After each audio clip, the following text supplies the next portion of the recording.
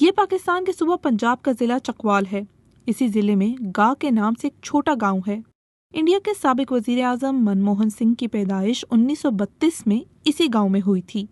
साल 1947 यानी आज से 77 साल पहले मनमोहन सिंह और उनका खानदान ये जगह छोड़कर अमृतसर चला गया था, लेकिन उनकी निशानियां और यादें आज भी इस गांव में मौजूद हैं।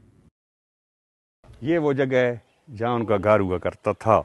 यहाँ इस मिट्टी में वो पैदा हुए, इसी जगह, इसी घर में, और यहाँ से वो इंडिया चले गए माइग्रेट करके। मनमोहन सिंह ने अपनी इब्तदाई तालीम भी यहीं के एक सरकारी स्कूल से हासिल की। स्कूल की इंतजामिया ने इतने साल गुजरने के बाद भी उनकी मार्कशीट्स संभाल कर रखी हुई हैं। तो उन्होंने 4 क्लासेस यहाँ से पास की हैं। उनका ये उन तीनों क्लासेस का यहाँ पे 4 क्लासेस का मेरे पास रिजल्ट मौजूद है। ये उनका जमात अव्वल का रिजल्ट है मनमोहन सिंह साहब का। ये उनका रिकॉर्ड अब भी हमारे पास महफूज है। इंशाअल्लाह ताला जब तक मैं हूँ ये मेरे पास अमानत है। जब मैं चला जाऊँगा इस स्कूल से नया बंदा आएगा तो ये अमानत मैं उसके हवाले करके जाऊँगा। ऐसा नहीं है कि सिर्फ गाँव के लोगों के जहनों में मनमोहन सिंह की यादें जिंदा हैं। मनमोहन सिंह खुद भी उस जगह को नहीं भूले जहां वो पैदा हुए थे। जब तक वो जिंदा रहे, गाँव भी उनकी यादों में हमेशा जिंदा रहा। इंडिया के वज़ीर आज़म बन के भी हमारे गाँव को याद रखा, और ख़ासकर मस्जिद को भी। ये तो उनकी बड़ापन था कि यहाँ इस ज़मीन पे पैदा होने वाला, इस छोटे से गाँव की छोटी सी ज़मीन में, और इतने बड़े मुल्क का वज़ीर आज़म बना, हमें इस जगह पे फ़ख्र है कि इंसान चला जाता है उसकी यादें रह जाती हैं। हम मुसलमान हैं, वो सिख हैं।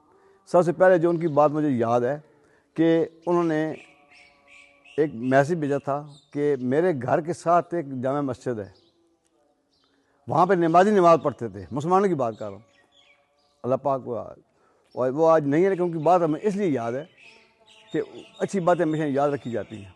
उन्होंने कहा कि वहाँ पे लोग नमाज़ पढ़ते हैं और पानी ठंडा होता है, वहाँ पे मैं गीज़र लगवाना चाहता हूँ। तो हमने उनको कहा जी हमारी वहाँ पे 3 मस्जिदें हैं।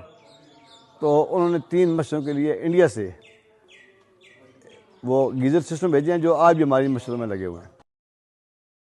इंडिया में 2004 के लोकसभा के इलेक्शंस के बाद मनमोहन सिंह ने जब वजीर आजम का ओथ लिया था तो पाकिस्तान के इस छोटे से गांव की किस्मत भी बदल गई थी। यहाँ कई तरक्याती मंसूबे शुरू किए गए और गांव वालों ने उन सब का क्रेडिट मनमोहन सिंह को दिया। तो उनकी वजह से हमारे गांव में जो काम भी काफ़ी हुए हैं।